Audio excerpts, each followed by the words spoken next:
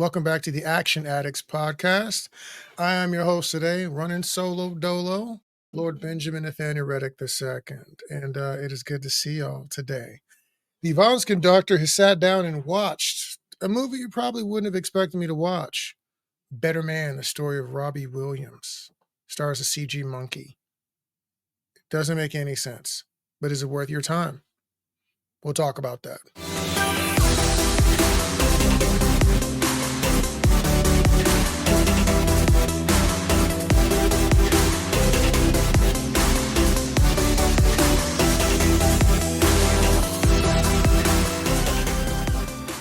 All right, so I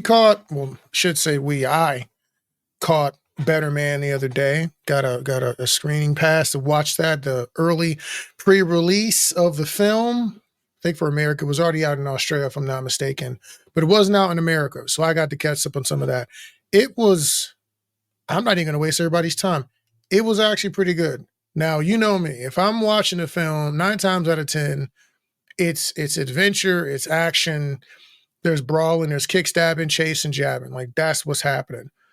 That's not what this movie's about. And to be honest with you, I know a little bit about Robbie Williams, Millennium, we got stars directing our fates. That's the only reason I know this guy. So I'm not a fan. Like, I didn't grow up watching, British boy bands and things like that. I mean, I barely know about the boy bands here. I mean, Backstreet Boys, they kind of go hard at times. But essentially, he's like the Justin Timberlake of NSYNC, but not quite as talented. Okay, that came out wrong. He was the bad boy. Who was in Backstreet Boys? JC, the dude with the freaking goatee or whatever. He was the bad boy, but he wasn't the strongest singer.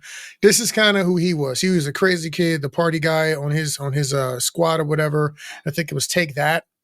You get basically the whole general gist of the story is that you get to see this bad boy who's kind of an outcast from a poor neighborhood, just trying to make it, his rise to fame, kind of his fall from grace, into turning into an icon again. It was pretty good. The music was a lot of fun. There's a couple of tracks that you'll recognize. I Don't Want to Stop DJ. That track was actually pretty good. Some of the dance numbers were very, very impressive. If you're not in a musical, you're gonna have a hard time with this movie.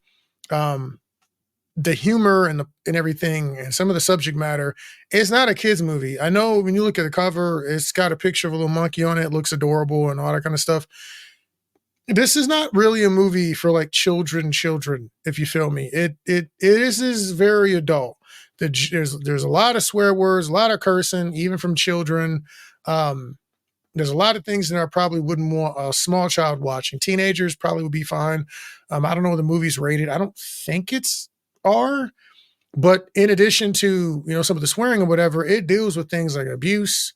It deals with abortion. It deals with sex at a young age. I mean, it's kind of wild. So to kind of just go over the general, I don't want to spoil too many things because the movie hasn't come out yet, so I don't want to get into too many of the details. What it's showing this young boy band on their rise to fame, right? And they're trying to make it. And what's kind of interesting is that when you see the kind of places that they're playing, it's not places that young children should be performing, but their management is like, yo, go for it. We're going to make this money. And the kid's kind of run into some issues. Specifically, Robbie Williams' character runs into some issues. Now, one thing that's interesting about the movie is that he's a CG monkey. That does not come up as a topic of discussion. I don't know what they're going for. I don't know if they're saying you're a monkey because you are like a trickster and you're not serious and you're a joke, you're a clown. I don't know if that's kind of the reason. Maybe, I don't know, maybe one of you if you're a big fan of Robbie Williams and you know the backstory to that, please feel free to drop that in the comments. I don't know the backstory, but he's a monkey. He's running around and no one makes mention of it. They call him ugly. They say he's talentless. He gets talked to bad this entire movie. People are talking down on him. And what's interesting, he's taken a lot of it. He's taken a lot of shots and just continuing to move forward. I don't know how close this is to real life, but it was interesting. One of the things that really gets touched on in this movie is the power of a dad power, and like the level of importance a dad plays in a child's life. Oh, that pops up. That pops up. You watch mannerisms, you watch the way he resets himself when something goes bad. Uh, he says the same things, he moves the same way. This movie, if you work with kids at all, if you deal with children at all like that, um, this movie in that sense is kind of hard to watch. I'm not gonna lie. That part's difficult to watch because you realize how much of an effect on a child you can have. You realize how sensitive these kids actually are. Um, how much damage you can do when you're not careful with a child. Like, I mean, there are a lot of, I don't cry easy. Okay, takes a lot. There was a couple moments I was choked up. Okay, there's a family member who passes away, and man, it hits you so hard. It hits you so hard.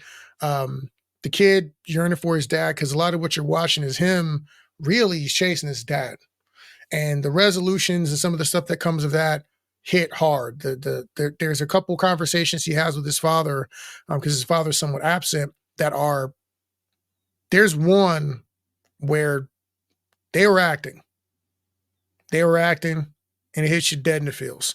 And so if you've ever dealt with abortion, dad being out of your life and being somewhat absent, things like parental desertion, things like that. This movie's gonna jab you. If you came from the bottom, now you're here. This movie's gonna jab you up as well. So there's a couple things in this film that really handle the emotionality very well. It's very funny. Most of the movie is upbeat, which is interesting because the character is dealing with depression through most of the film. And the way they show that visually is really, really cool with what he sees when he's performing and he's pushing through. And it's interesting because the way they handle those things and the way they show it on screen, I don't think I've really seen it done this way. The visuals in the film are great. The match cuts, because sometimes you're jumping back and forth between time. Sometimes it's just a scene change. And of all the movies I've seen recently, this has been the most interesting one cut wise. I'm not going to say the camera work was out of this world. It was okay. But the editing and the cutting, right? The way they pieced this together to show you, diegetic sound is like what you see on screen, people walking, footsteps. Non-diegetic sound is additional noises that are made for, like, in horror movies, like the rising stabs or whatever. And you're hearing these noises that make it more creepy, but they don't actually exist in the environment. So in this movie, there's sound and visuals that have nothing to do with what's currently going on. That really heighten what's going on in the actual present. And sometimes you're watching things, you're like, I'm not really sure what just happened in reality versus what was happening in his head, which was cool. It kind of kept you guessing. Again, if you're a Robbie Williams fan, you probably know exactly what was going on. But if you're not, it's a little bit of a journey. So that part was really, really cool. Really, really enjoyed that. He deals with a lot of imposter syndrome throughout this film. So my actors and my filmmakers, you'll probably know. You'll probably be able to identify with a lot of that because he's talking himself up to get into these positions, and he's got to put on this act, and he's got to perform, right? He's a performer, but he doesn't believe that he's as talented as the opportunities he's getting. He feels like he's coasting into them. So every time he climbs higher, it's harder.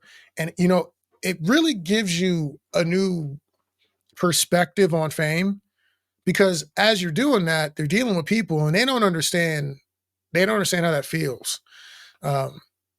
They think that you've got it made. They think that it's all aces, and really you're dying inside. And you could tell that he was dealing with a lot of that and dealing with a lot of loneliness. And I'm not going to say it's something that I could personally identify with all that much, but I got it, and I've seen that and I've heard that from other artists, and I've heard other stars talk about it. And then you're watching it happen. You're like, oh, I get what you're trying to communicate about the difficulty of being that famous. Now, wildly enough, there's actually some really cool dance numbers. There's a part where there's some break dancing. I like that. Part where there's some flipping. I like that too. Some really, really cool dance numbers with his partner and when he's dancing with his whole squad. But there's this other portion that turns into a giant battle scene. I don't know, it looked like he was performing at like a cello or something like that. And it was so unexpected and so unnecessary, but it was a symbolic type thing. And I'm watching this fight scene, and I'm like, that was an interesting way to show his internal conflict being resolved. But it reminds you of like Sucker Punch. This movie largely, there's a lot to it that reminded me of something like Sucker Punch, where you're like, okay, that happened. How much of that is real? How much of that actually happened? How much of it happened like the way it's being portrayed on the screen? There's a lot of that. So this battle is really cool. There's swords, weapons, staffs. I mean, it was actually pretty well done, for a CG fight scene battle. And here's the thing, it's totally unexpected. You don't see it coming at all. So I'm watching the movie. It's a musical, it's a drama, it's a musical biopic or whatever, and we just get a giant brawl. So you already know that I'm into it.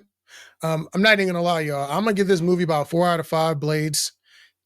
I did not see that coming, and it is not because my ticket was free, even though you should get me free tickets to your screenings when you get an opportunity. And if you make a movie, send it to us. We will do a review. We'll watch them and tell you what we really think. But we won't lie though. So if it's bad, you can ask us not to release something or whatever, but you're gonna get what you get. It's gonna be a real review. Okay. I'm just saying. Send it to me, or have me come screen and watch it. I'm gonna tell you what I really think if you ask for that. Okay. Just putting that out there for anybody who wants that action. But this movie was really, really good. It's very, very heartfelt, very, very, very well acted, um, very well sung, very well shot. The edits were crazy. The dance numbers were really, really cool.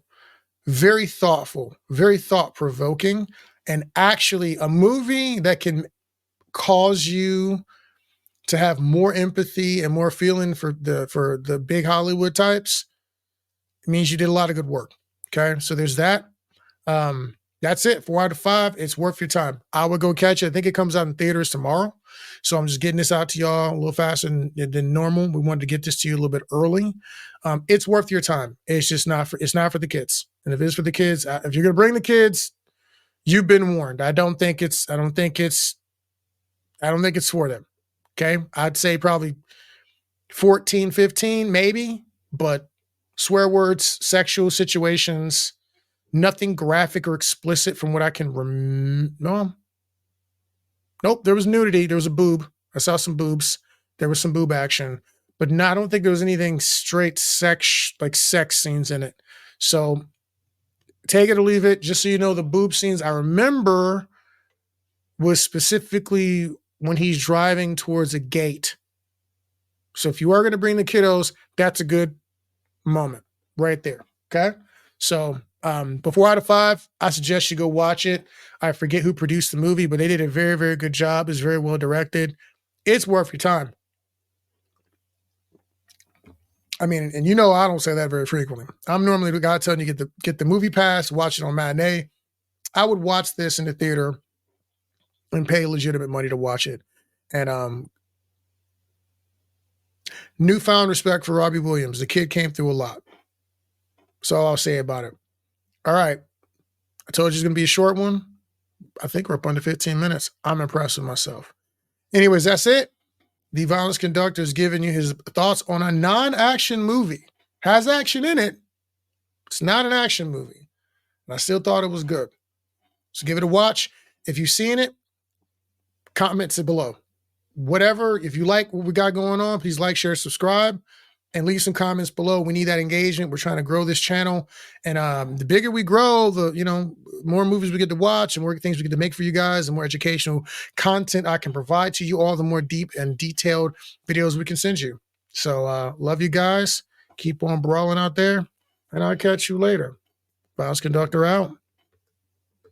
And in 3, 2, 1.